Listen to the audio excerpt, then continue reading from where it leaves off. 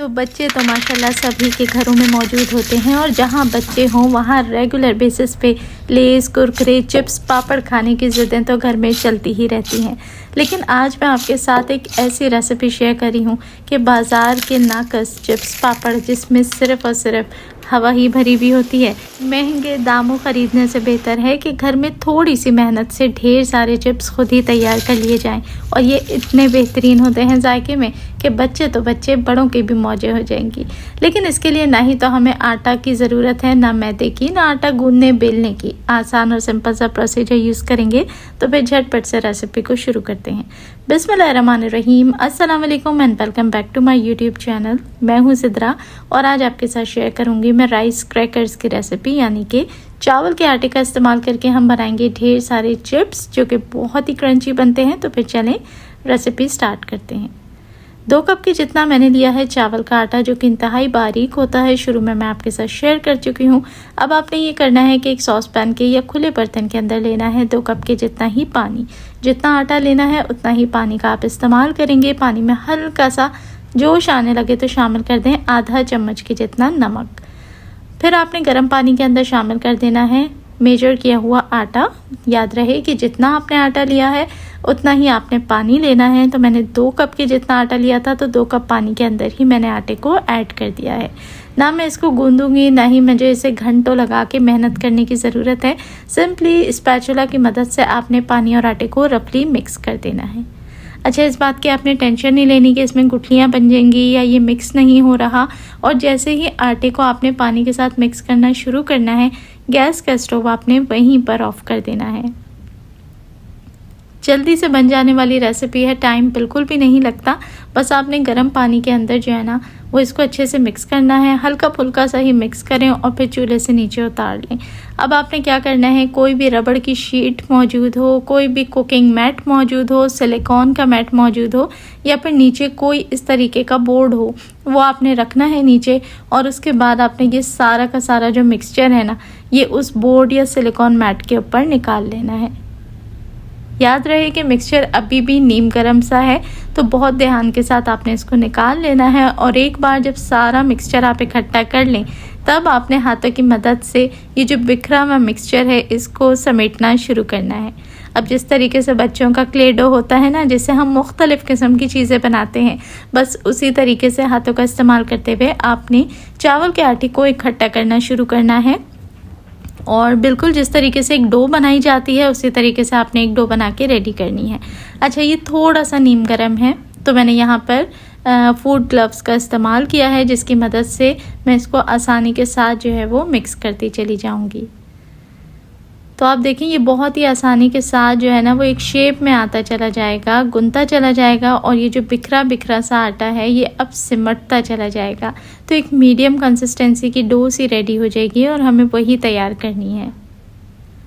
तो अगर आपके पास सिलिकॉन का मैट मौजूद है तो आप सेंटर में रख दें और हाथ लगाने की ज़रूरत नहीं। मैट के जो कॉर्नर्स होते हैं ना, उसी की मदद से आपने इसको प्रेस कर करके समेट लेना है।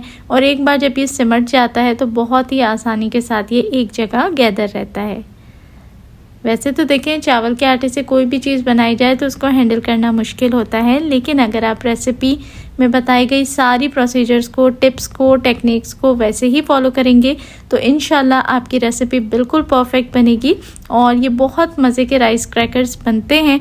न सिर्फ बनते हैं बल्कि आप इनको स्टोर भी कर सकते हैं। और जाहिर सी बात है, चावल के आटे के हैं तो बहुत ही क्रंची भी रहते हैं। तो यहाँ आपने देखा कि हाथों की मदद से मैंने इसे 1 से 2 मिनट तक अच्छे से मसला।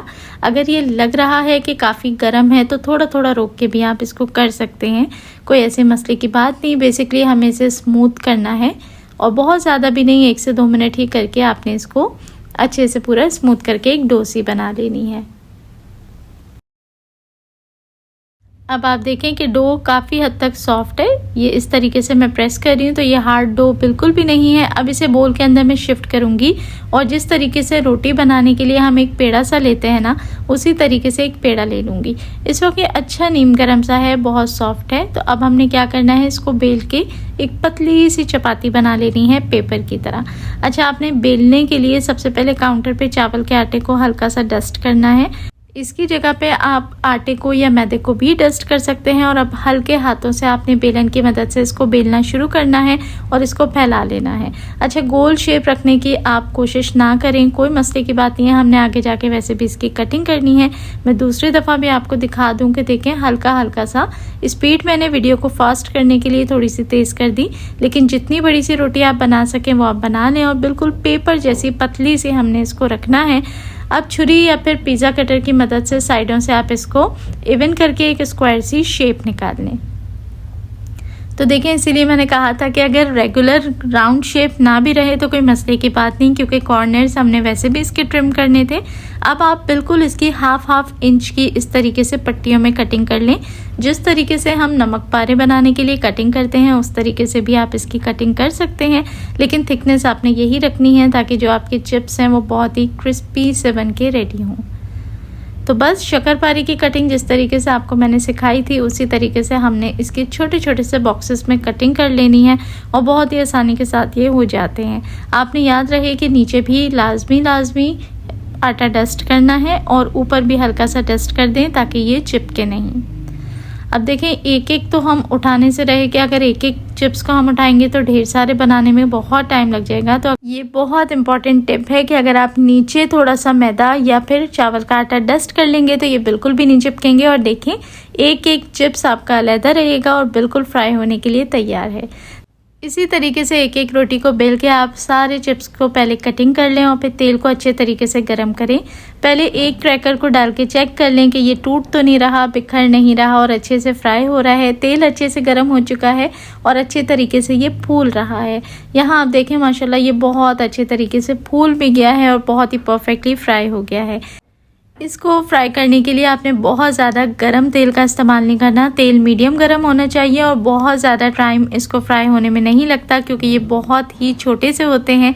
तो मैक्सिमम ये 2 से 2.5 मिनट के अंदर फ्राई हो जाते हैं। ब्राउन कलर आपने इसको नहीं देना, सिर्फ आप देखेंगे कि फ्राई होते ही इसकी जो शक्ल है वो चेंज हो जाएगी और आपको खुद ही अंदाज़ा हो जाएगा कि ये कुक हो चुके हैं। ये फूलेंगे, फूलने के बाद ये ऊपर की तरफ आ जाएंगे और एक एक चिप्स अलहदा हो जाएगा। तो जैसे ही इसकी आउटर स्किन थोड़ी सी कुक्ड लगे, जैसे कि हम पापड़ फ्राई करते हैं और फ्राई करने के बाद उसकी स्किन जो है वो थोड़ी सी चेंज हो जाती है, टेक्सचर चेंज हो जाता है।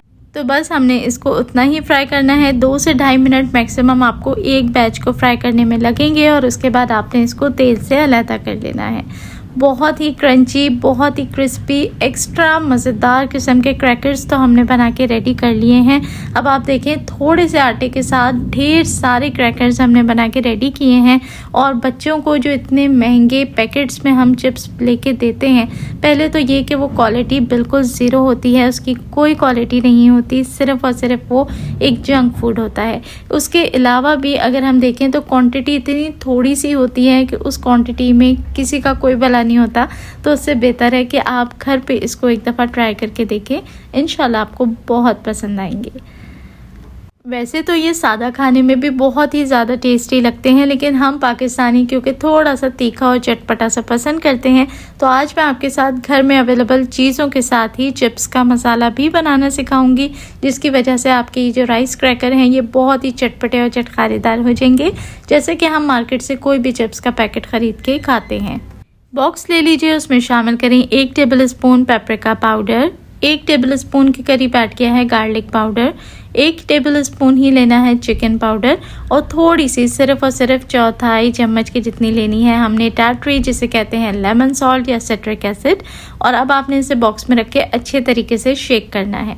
आप चाहें तो इसको मिक्सी जार के अंदर बिल्कुल फाइन पाउडर भी बना सकते हैं। और अब आप देखें कि माशाल्लाह ज़बरदस्त सा चटपटा चिप्स का मसाला तैयार हो चुका है और ये मसाला बहुत अच्छे तरीके से हमारे क्रैकर्स पे कोट भी हो जाएगा। तो लीजिए जनाब, हमारे बहुत ही मज़ेदार से क्रिस्पी राइस क्रैकर्स, राइस के चिप्स बिल्कुल बेहतरीन से बन के रेडी हो चुके हैं।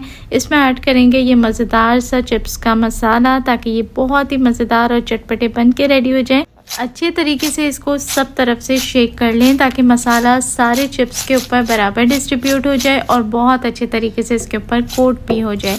तो ये इतनी आसान और सिंपल सी रेसिपी है, मुझे उम्मीद है कि आप लोगों को ये रेसिपी अच्छी लगी होगी, तो एक प्यारा सा कमेंट करके मुझे ज़रूर बताएं कि आपको आज की ये रेसिपी कैसी लगी।